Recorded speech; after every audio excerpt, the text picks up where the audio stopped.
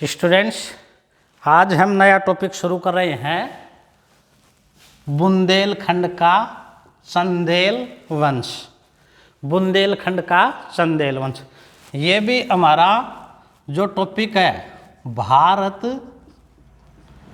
600 ईस्वी से 1000 ईस्वी, इसी के दौरान बुंदेलखंड में चंदेल वंश की स्थापना हुई थी।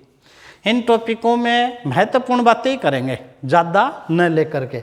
देखो, ये जो बुंदेलखंड का चंदेल वंश है, इसी वंश का दूसरा नाम है जेजाक भुक्ति वंश। इसे हम जेजाक भुक्ति वंश भी कहते हैं या बुंदेलखंड का चंदेल वंश भी कहते हैं। जेजाक भुक्ति वंश क्यों कहते हैं?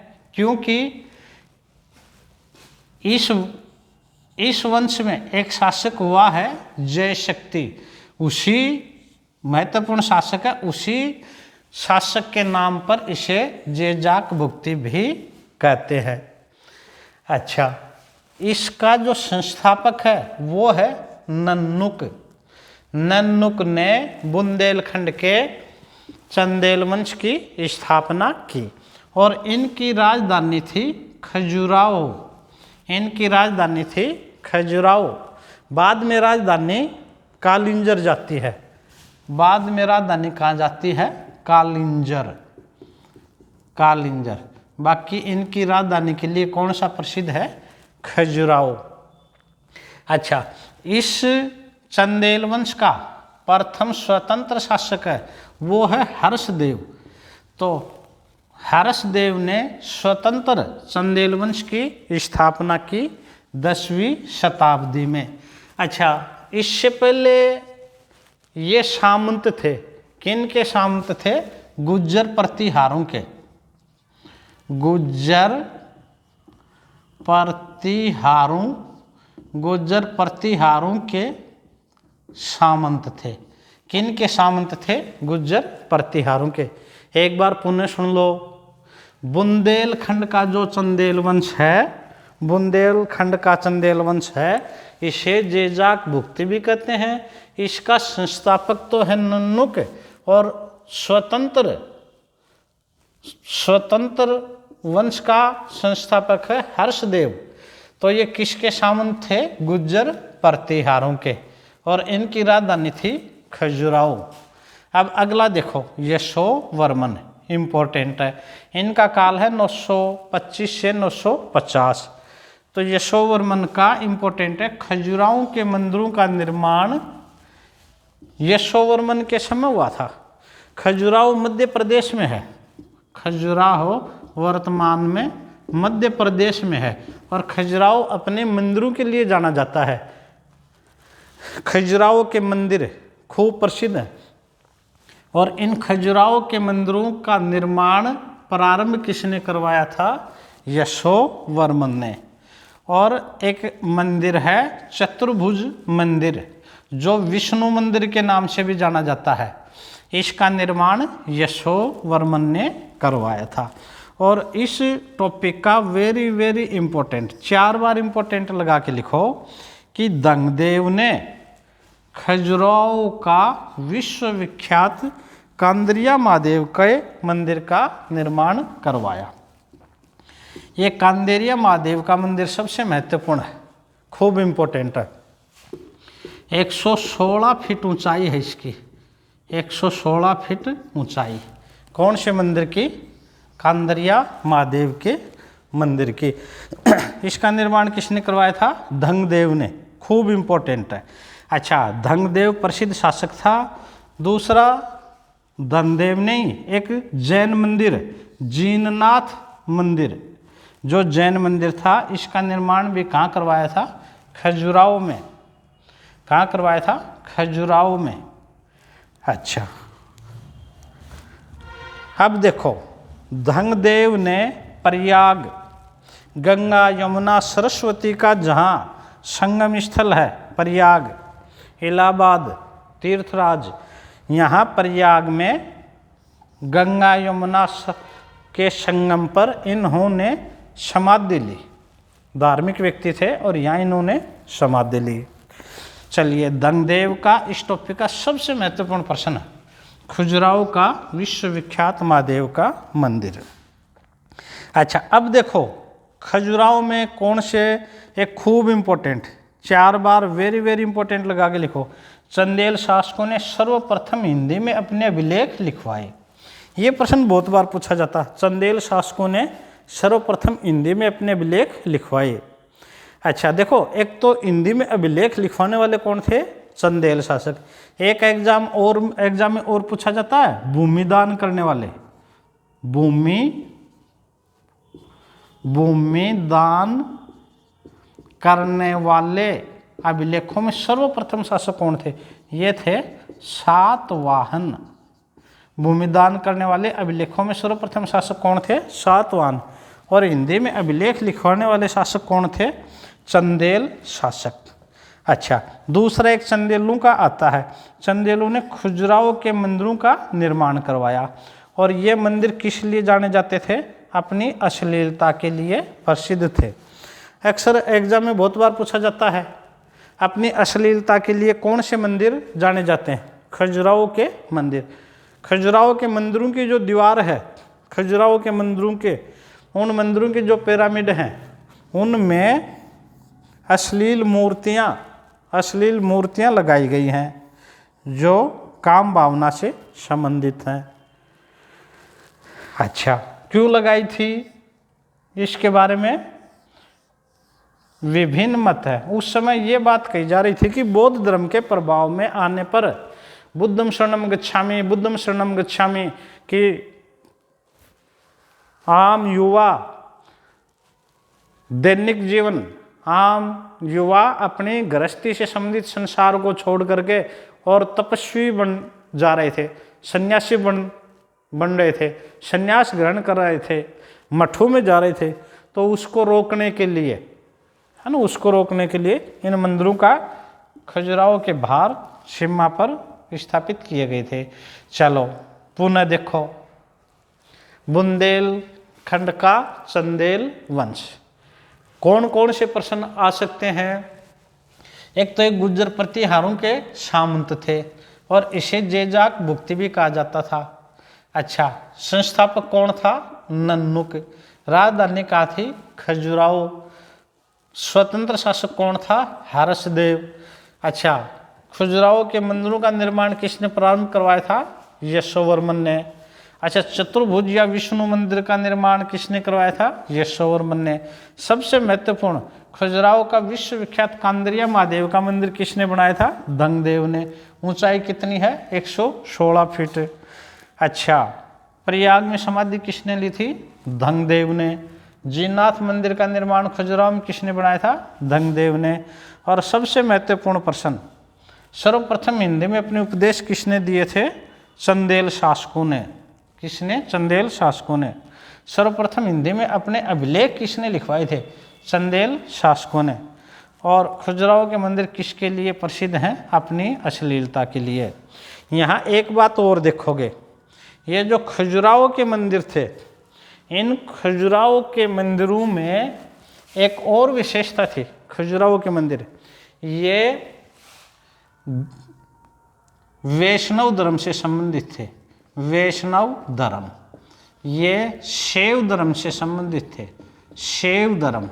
और ये जैन धर्म से संबंधित थे, जैन धर्म इनसे संबंधित थे, बौद्ध धर्म से संबंधित नहीं थे। एग्जाम में एक प्रश्न आ जाए, खजुराहो के मंदिर या चंदेल शासकों द्वारा खजुराहो में निर्मित मंदिर निम्नलिखित में से किस धर्म से संबंधित नहीं थे। पहला ऑप्शन वैष्णव, शैव, जैन, बौद्ध। तो आप किससे लिखोगे, बौद्ध धर्म से संबंधित नहीं थे, बौद्ध धर्म से संबंधित नहीं थे, इसको याद रखोगे। अभी आगे हम राष्ट्रकूटों के अजंता के मंदिर पढ़ेंगे। अजंता इसमें औरंगाबाद में, वहाँ भी वो तीनों से ही थे, हिंदू, वैष्णव, शैव, जैन, बौद्ध। पर ये बौद्ध धर्म से संबंधित नहीं थे। चलिए, हमारा हो गया बुंदेलखंड का चंदेल वंश। 3 ही प्रश्न आप याद करो, केवल 3 प्रश्न। तो कौन से करोगे? सबसे पहले कांद्रिया महादेव मंदिर निर्माण किसने करवाया था? धनदेव ने। दूसरा, सर्वप्रथम हिंदी में अभिलेख किसने लिखवाए? चंदेल शासकों ने। तीसरा प्रश्न, खजुराहो के मंदिर किन शासकों ने बनवाए? चंदेल शासकों ने। किसके लिए प्रसिद्ध है? अश्लीलता के लिए। 3 प्रश्न ये तो याद कर लो आप, और न भी करो तो अच्छा। और प्रश्न हो तो संस्थापक नन्नुक। संस्थापक कौन हो गया? नन्नुक। बस हो, ये प्रश्न कर लेंगे। चलिए अब हम आगे बढ़ते हैं। अब अगला वंश हम लेते हैं, इसके बाद में गुजरात का। गुजरात का लेते हैं चालुक्य वंश। चलिए, पीछे की क्लास से आप जरूर पढ़ लेंगे, क्यों ये आपस में जुड़े हुए हैं एक दूसरे से। ये देखो, अब हम लेते हैं गुजरात का या अनहिलवाड़ के चालुक्य सोलंकी। एक तो इन्हें अनहिलवाड़ के क्यों कहते हैं? क्योंकि अनहिलवाड़ इनकी राजधानी थी। एक इन्हें चालुक्य भी कहते हैं और सोलंकी। और यही आपको बता दे, बघेल वंश भी यहीं स्थापित हुआ था।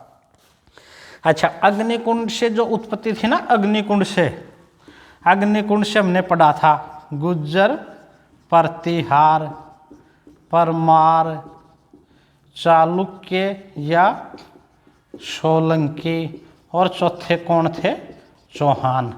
तो ये जो चालुक्य या सोलंकी, यही वंश है जिसकी पृथ्वीराज रासों में चंद्रवरदाई ने अग्निकुंड से उत्पत्ति बताई है। देखो, इस गुजरात के अनहिलवाड़ की 2 महत्वपूर्ण विशेषताएं हैं। एक तो पहली थी, इन्होंने जैन धर्म को संरक्षण दिया। जैन धर्म को संरक्षण दिया।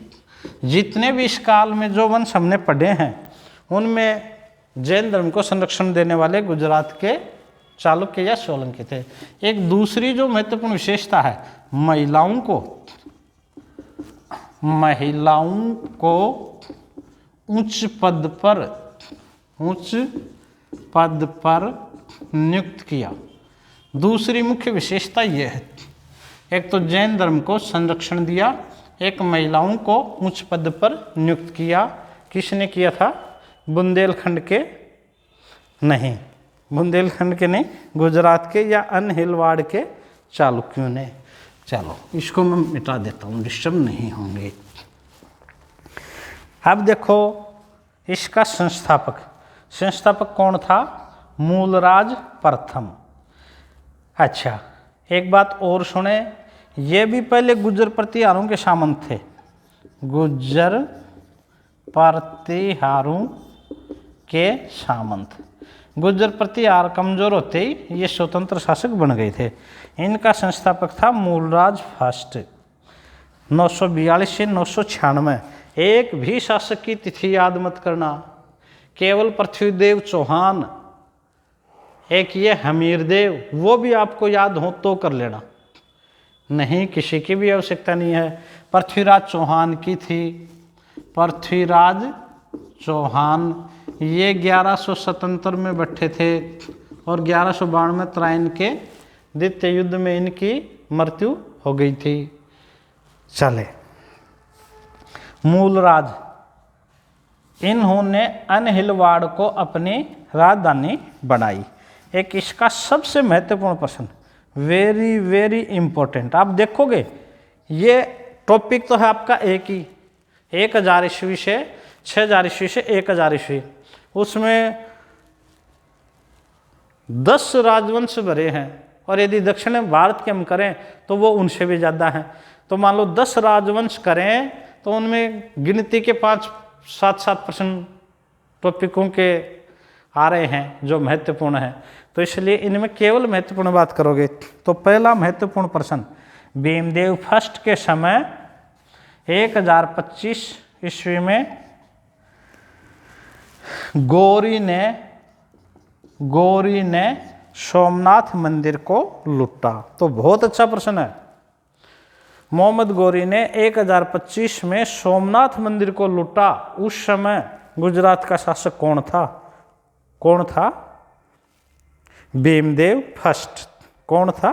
भीमदेव फर्स्ट। 1022 से 1064, सबसे महत्वपूर्ण प्रश्न है।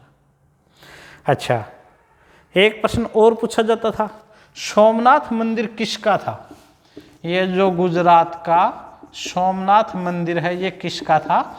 ये शिव मंदिर है। किसका है? शिव मंदिर। अच्छा, हम एक बात और गलत कर चुके, यहाँ गौरी ने नहीं लूटा था। किसने लूटा था? गजनवी ने। किसने लूटा था? गजनवी। गजनवी ने लूटा था। गजनवी ने 1000 से लेकर 1027 तक भारत पर 17 बार आक्रमण किया था। तो सुने, एग्जाम की दृष्टि से सोमनाथ के मंदिर को 1025 में किसने लूटा था? गजनवी ने लूटा था। और गजनवी के सब जितने भी आक्रमण थे, इस आक्रमण से सबसे अधिक धन मिला था। सबसे अधिक धन मिला था। कौन से आक्रमण के समय? सोमनाथ आक्रमण के समय 300 उट्टू पर लाद के लेके गए थे। यहाँ सोमनाथ का जो मंदिर है, इसमें जो शिव प्रतिमा थी वो बिना किसी पर रखी हुई अपने आप कमरे में थी, और यहाँ चुंबकों के द्वारा इसको गुरुत्वाकर्षण बल से आकर्षित किया जाता था। और यहाँ काफ़ी लोगों की, यहाँ के पुजारियों की हत्या कर दी गई, और इस मंदिर को लूट के लेके गया। और इस जाते समय सिंध के जाटों ने गजनवी की सेना को लूटा था। और गजनवी ने अंतिम जो आक्रमण था वो सिंध के जाटों पर ही था, इस जो लूट की वजह से। चलिए, तो सोमनाथ के मंदिर को कब लूटा? 1025 में। शासक कौन था? भीमदेव फर्स्ट। अच्छा, एक प्रश्न और बार बार एग्जाम में पूछा जाता है, सोमनाथ के मंदिर का पुनर्निर्माण किसने करवाया? पुनर्निर्माण भीमदेव फर्स्ट ने करवाया, परंतु अन्य मत के अनुसार इसका निर्माण कुमारपाल ने करवाया। अंतिम रूप से जो निर्माण है, अंतिम रूप से निर्माण है, वो किसने करवाया था? कुमारपाल ने। दोनों ऑप्शन नहीं देगा। गुजरात के सोमनाथ मंदिर को गजनी के लूटने के बाद में पुनर्निर्माण किसने करवाया? भीमदेव फर्स्ट देगा। और भीमदेव नहीं देता तो फिर सेकंड ऑप्शन क्या देगा? कुमारपाल। पर दोनों में एक ऑप्शन आप करेंगे। अब आ जाओ आगे, देखो, जय सिंह सिद्धराज। जय सिंह सिद्धराज, इनका काल है 1094 से 1153। एक इनका वेरी इंपॉर्टेंट प्रश्न है, इनके दरबारी विद्वान हेमचंद्र थे। दरबारी विद्वान हेमचंद्र थे। और इन्होंने कौन सा ग्रंथ लिखा? इन्होंने एक तो परिशिष्ट पर्वण, एक दव्याश्रय महाकाव्य, इन 2 ग्रंथों की रचना की। बाकी इंपॉर्टेंट है, आप याद कर लोगे। अच्छा, चलो, जय सिंह सिद्धराज का हम एक ही प्रश्न कर रहे हैं।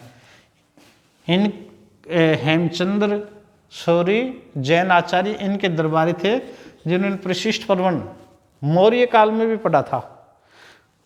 मौर्य साम्राज्य की जानकारी देने वाला ग्रंथ भी है परिशिष्ट पर्वण, और एक ये दव्याश्रय महाकाव्य। अब अगला शासक है कुमारपाल। कुमारपाल ने हेमचंद्र के प्रभाव में आकर के जैन धर्म ग्रहण कर लिया था। एग्जाम में क्या प्रश्न पूछा जाता है? प्रसिद्ध चालुक्य शासक कुमारपाल ने किसके प्रभाव से जैन धर्म ग्रहण कर लिया था? ये था हेमचंद्र के प्रभाव से। और जैन धर्म करने पर इन्होंने अपने राज्य में मदिरा, शराब के उत्पादन व बिक्री तथा पशुवध पर प्रतिबंध लगा दिया था। अच्छा, पशुवध पर प्रतिबंध लगा दिया गया, कसियों का धंधा बंद हो गया, तो 3 वर्ष की क्षतिपूर्ति भी दी थी। चलिए सब, अगला शासक बना अजयपाल। अजयपाल के समय जैन धर्म का पतन किया गया, जैन मंदिरों को तोड़ा गया और जैन साधुओं की हत्या की गई। तो अजयपाल के समय जैन साधुओं की हत्या की और जैन मंदिरों को तोड़वा दिया गया और शैव धर्म के मानने वाले थे उनको उच्च पद पर नियुक्त किया गया। अब हम अगला शासक लेते हैं मूलराज सेकंड। यह है 1176 से 1178। इनका केवल एक प्रश्न करेंगे। 1178 में इनके समय, मूलराज द्वितीय के समय मोहम्मद गौरी ने आक्रमण किया था और अब्बू के निकट युद्ध हुआ था। अब्बू के माउंट अब्बू के निकट युद्ध हुआ था, जिसे अब्बू का युद्ध कहते हैं। तो अब्बू के युद्ध में गौरी को पराजित किया था। यही गौरी हैं जिन्होंने 1192 में तराइन के द्वितीय युद्ध में पृथ्वीराज चौहान को हरा दिया था, पर 1178 में मूलराज द्वितीय ने इन्हें पराजित किया था। अच्छा, यहाँ एक अच्छा प्रश्न है। इनकी माता का नाम है नायकी देवी। इस युद्ध का जो संचालन है, इस युद्ध का संचालन इनकी माता नायकी देवी ने किया था। तो यहाँ ये प्रश्न भी पूछ लिया जाता है, मूलराज द्वितीय की माता का क्या नाम था? नायकी देवी। मूलराज द्वितीय की माता का क्या नाम था? नायकी देवी। 1178 ईस्वी में अब्बू के युद्ध में गौरी को पराजित किया और युद्ध का संचालन किसने किया था? इनकी माता नायकी देवी ने। चलो अब आ जाओ भीमदेव द्वितीय, 1178 से 1238। इनका एक प्रश्न महत्वपूर्ण है। इनके मंत्री थे वास्तुपाल व तेजपाल ने दिलवाड़ा के प्रसिद्ध जैन मंदिरों का निर्माण करवाया। वास्तुपाल व तेजपाल ने, अच्छा, जैन मंदिरों के लिए कौन प्रसिद्ध है? दिलवाड़ा। दिलवाड़ा के जैन मंदिर किसके काल में बने? भीमदेव द्वितीय में। अच्छा, इनके मंत्री कौन थे? वास्तुपाल व तेजपाल ने बनवाया। अच्छा, 1197 ईस्वी में कुतुबुद्दीन ऐबक ने भीम द्वितीय को पराजित किया। अच्छा, अब देखो चालुक्य के शासनकाल में महिलाओं को उच्च पद पर नियुक्त किया गया था, जिनके बारे में हमने पहले ही पढ़ लिया था। महिलाओं को उच्च पद पर नियुक्त किया गया था। अच्छा, एक जैन धर्म को इन्होंने संरक्षण दिया था। एक मोधेरा, ये कहाँ है? महसाना गुजरात में। महसाना गुजरात में यहाँ इन्होंने बनवाया था सूर्य मंदिर। और एक सुन्नक, ये जगह है अनहिलवाड़ के पास। सुन्नक एक ग्राम है अनहिलवाड़, इनकी राजधानी के पास। यहाँ नीलकंठ महादेव का मंदिर का निर्माण करवाया गया। नीलकंठ महादेव के मंदिर का निर्माण करवाया गया। एक बार पुनः सुन लो, क्या पढ़ोगे आप? गुजरात या अनहिलवाड़ के चालुक्य, इन्हें किस नाम से जाना जाता है? सोलंकी के नाम से भी। किन के सामंत थे? गुर्जर प्रतिहारों के। संस्थापक कौन था? मूलराज फर्स्ट। राजधानी किसको बनाई थी? अनहिलवाड़ को।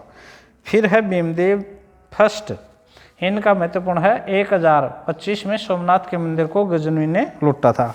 पुनर्निर्माण किसने किया था? भीमदेव फर्स्ट ने। अन्य मत के अनुसार किसने किया था? कुमारपाल ने। ये कुमारपाल है ना, इन्होंने किया था। चलो अगला है जयसिंह। जयसिंह के दरबारी विद्वान कौन थे? हेमचंद सूरी, जिनका ग्रंथ है परिशिष्ट पर्वण और द्व्याश्रय महाकाव्य। अगला शासक है कुमारपाल। हेमचंद के प्रभाव से जैन धर्म को अपनाया। अच्छा, अपने राज्य में मदिरा के उत्पादन व बिक्री तथा पशुवध पर प्रतिबंध लगाया। अच्छा, अजयपाल के समय जैनियों की और दूसरे धर्मावलंबियों के आपस में संघर्ष भी हुआ था। अजयपाल के काल में जैन साधुओं की हत्या करवा दी, जैन मंदिरों को तोड़वा दिया था और शैवों को उच्च पद पर दिया था। मूलराज द्वितीय, माता का नाम प्रसिद्ध है नायकी देवी। और 1178 में अब्बू के निकट युद्ध में किसको हराया था? गौरी को। और इस युद्ध का संचालन किसने किया था? इनकी माता नायकी देवी। भीमदेव द्वितीय, इनके मंत्री वास्तुपाल और तेजपाल ने दिलवाड़ा के जैन मंदिरों का निर्माण करवाया और एक महिलाओं को उच्च पद पर दिए। मोधेरा का सूर्य मंदिर और सुनक का नीलकंठ महादेव मंदिर। अच्छा, इसमें भी आपको 3-4 प्रश्न करने हो तो कौन से करेंगे?